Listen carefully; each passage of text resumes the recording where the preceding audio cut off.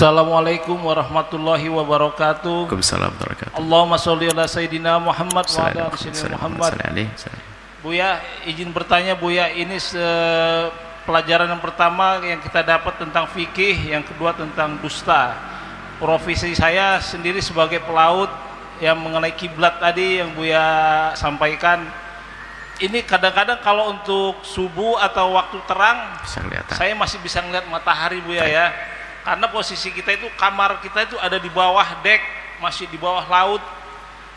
Ketika kita mau sholat maghrib dan isya itu matahari sudah nggak kelihatan Buya. Jadi bagaimana untuk mengatasi masalah kiblatnya Buya? Yang kedua juga masalah profesi saya juga, ini masalah dusta tadi Buya ya. Untuk pengalaman kerja kita itu kadang ada kendala masalah pengalaman. Misalnya ini dibuka lowongan untuk kapal tanker misalnya, berkali-kali untuk ngelamar nggak diterima karena tidak ada pengalaman kapal tanker. Coba lagi tahun depan tidak diterima karena tidak ada pengalaman kapal tanker. Akhirnya ada saran dari teman-teman yang punya pengalaman, bikin aja pengalaman palsu. Bagaimana nanti kalau di interview kamu lulus, ya udah itu urusan nanti, bagaimana gampang. Yang itu yang saya ingin tanyakan, mohon penjelasannya Buya. Terima kasih. Assalamualaikum warahmatullahi wabarakatuh. Ini adalah orang kapal yang istimewa.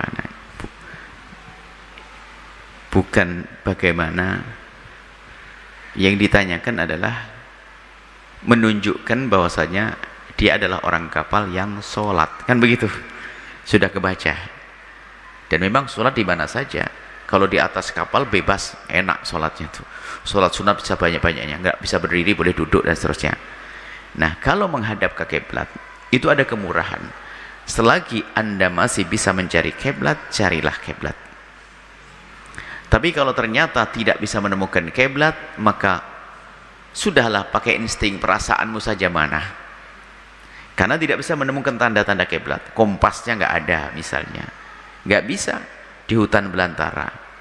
Sampai gambarannya sesuai dengan perasaan. Anda jangan beneran terjebak di hutan. Nggak tahu utara, nggak tahu timur gelap. Anda sholat. Bisa saja saudara, Allahu Akbar, salah satu rakaat kayaknya bukan di sini kiblatnya, biar langsung belok. Berarti bisa satu sholat duhur Anda bisa 4 kiblat. Nah, jadi kiblat Anda adalah selagi memang tidak bisa mencari, maka sesuai dengan perasaan Anda. Ijtihad mencari kiblat, insya Allah kita ajarkan. Anda tetap sholat, tidak usah ragu. Dan selagi tidak terbukti itu salah, sholat Anda sah. Kalau terbukti salah, sholatnya tetap sah, cuma wajib mengulang. Tapi kayaknya nggak terbukti, di laut mana saya berdiri. Nah, nggak terbukti, sudah nggak usah diulang, sholat Anda sah. Dan di atas perahu, subhanallah, mencari nafkah di atas laut adalah luar biasa. Jangan sampai meninggalkan sholat. Sholat kan berapa menit saja. Kalau ternyata ombak yang terlalu kuat, ya jangan sambil berdiri, Allah Akbar sesukanya. Kalau nggak bisa berdiri, duduk. Bebas. Kemudian sholat sunat sebanyak-banyaknya. Itu hanya sholat fardu saja yang harus menghadap ke kiblat. Kalaupun tidak menemukan kiblat, maka dimanapun kau menghadap, maka itulah kiblatmu. Selesai, tidak apa-apa. Kemudian yang kedua adalah, sebetulnya yang kalau dari pertanyaan beliau ini indah. Jadi sholat biarpun dalam keadaan apapun tetap dilakukan. Sebab banyak orang belasan tukang laut menjadi tidak sholat. Ini kan sayang banget. Dan sholatnya selagi Anda di bepergian bisa qashar, bisa jamak sepanjang perjalanan Anda, kapan saja. Sholatnya hanya double, hanya 3 waktu, duhur sama asar, sama maghrib, subuh. Ini enak. Kalau ternyata Anda seorang pelaut nggak puasa karena musafir, Anda bepergian jauh, asalkan perjalanan Anda lebih dari 80 kilo, ngambil kapal di mana, di pantai mana, ke Papua, Anda nggak usah puasa. Tapi nanti kalau sudah di darat, kodok sendiri, kodoknya nggak ada temannya. Kalau memaksakan puasa boleh. Jadi Islam itu indah sekali. Makanya bangga kalau masih ada orang di bawah terik matahari, kerja di mana, masih melakukan sholat, ini istimewa. Sholat jangan ditinggalkan. Dan sholat tidak susah. Biarpun Anda mau belepotan dengan lumpur, dengan minyak, karena mungkin ada bagian teknisi, oli semuanya, nggak harus ganti. Oli suci. Siapa yang mengatakan oli najis? Nggak ada. Mungkin tadi kena keringat, Masya Allah, karena mungkin harus memutar nahkodahnya, keringetan ini. Waktu Isya asar mau sholat, keringat suci kok. Sederhana, insya Allah. Baik. Kemudian yang kedua, tetap dusta adalah dan dosa dengan dustanya. Kalau sudah terlanjur diterima, tinggal serius saja bekerjanya, dosanya waktu itu saja. Karena berbohong nggak ada, pembenaran terhadap kebohongan tidak ada. Hanya masalah setelah itu, apakah halal rezeki saya? Yang jelas waktu itu dosa. Apakah halal rezeki saya? Tinggal Anda sesuai atau tidak. Jika Anda kerja sesuai dengan target yang diinginkan oleh pemilik pekerjaan, maka kerjaan Anda halal. Berarti Anda soalnya orang punya keahlian, hanya belum punya pengalaman. Yang dosa di awal sampai dosa di kerjaan apa?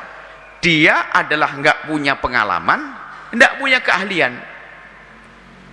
Ijazahnya palsu untuk bisa bekerja di sebuah tempat, kerja nggak bisa ngapa-ngapain, haram saat rezekinya. Tapi kalau orang itu tadi, dia dosa di awal waktu dia memasukkan data, dia berbohong, tinggal minta ampun kepada Allah, semoga Allah mengampuni terus. Tapi jangan memulai besok bohong lagi, nggak boleh, hati-hati, jangan mati pas bohong. Nah kemudian setelah itu bekerjalah semaksimal mungkin, maka setelah itu gajinya halal. Kenapa? Gajimu adalah sesuai dengan pekerjaanmu, sesuai memandai halal. Nah, kurang lebih seperti itu. Jadi dosanya tetap berbohong. Ini banyak biasanya pakai sebelum pekerjaan ya itu tadi, pakai berita palsu, dia punya pengalaman, dia ada pengalaman. So kalau punya pengalaman kan bagi yang punya pekerjaan menguntungkan karena sudah terlatih, kurang lebih seperti itu. Lalu dia membuat keterangan palsu. Kemudian takut berbohong itu saja sudah luar biasa. Pertanyaan-pertanyaan seperti ini pertanyaan berharga, dan ini banyak kejadian semacam itu, dan beliau tanyakan. Maka bagi siapapun Anda yang waktu jadi pegawai negeri nyokok, ya kan, yang waktu ini harus bayar, itu dosa semuanya. Tapi apakah setelah itu rezeki saya halal? Dosamu di awal itu, rezekimu akan menjadi halal asalkan kerjaanmu sesuai. Ada yang lalu tetap dosa, tinggal minta ampun dalam hal ini, jangan diulang lagi, tanda tobatmu. Tatonya katanya tobat, besok gitu lagi. Ya ini nggak tobat namanya, berbohong. Allah Maha Pengampun, Allah Maha Kasih, wallahu a'lam bishawab.